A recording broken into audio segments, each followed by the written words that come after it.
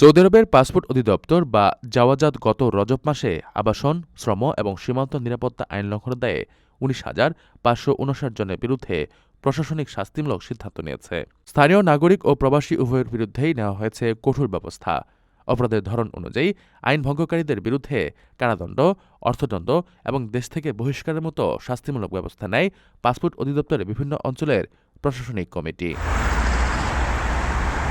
Saudi কর্তৃপক্ষ সতর্ক করেছে, কোনো অবস্থাতেই অবৈধভাবে বসবাসকারীদের আশ্রয় দেওয়া, পরিবহন সুবিধা দেওয়া বা কর্মসংস্থানের সুযোগ করে দেওয়া যাবে না। এ ধরনের আইন লঙ্ঘনকারীদের তথ্য গোপন করা বা তাদের যেকোনো উপায়ে সহায়তা করা গুরুতর অপরাধ হিসেবে গণ্য হবে। সৌদি সরকার কঠোরভাবে জানিয়েছে, নিয়ম ভঙ্গকারীদের সহায়তাকারীদেরও সমভাবে শাস্তির আওতায় আনা হবে।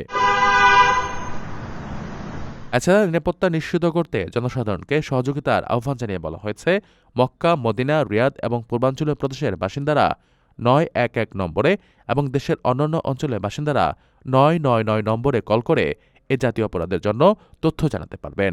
কর্তৃপক্ষ আশ্বস্ত করেছে, তথ্য প্রদানকারী পরিচয় সম্পূর্ণ গোপন রাখা হবে এবং তাদের ওপর কোনো আইনি দায়ভার আসবে না। প্রবাসীদের জন্য নির্মাণ হচ্ছে দেশের প্রথম স্মার্ট সিটি, যেখানে থাকছে স্কুল, মসজিদ, হাসপাতাল, সুইমিং পুল, হেলিপ্যাড, পাঠাগার, জিম, সুপারমার্কেট, শিশু পার্ক সহ সকল নাগরিক সুবিধা। মাত্র ৩০ লাখ টাকা বিনিয়োগে মিলছে আকর্ষণীয় ফ্ল্যাট। প্লাটিনাম ইনভেস্টরদের জন্য ঢাকা বিমানবন্দরে ভিআইপি প্রোটোকল সুবিধা। বিস্তারিত জানতে যোগাযোগ করুন স্ক্রিনে দেয়া হোয়াটসঅ্যাপ অথবা ইমো নাম্বারে।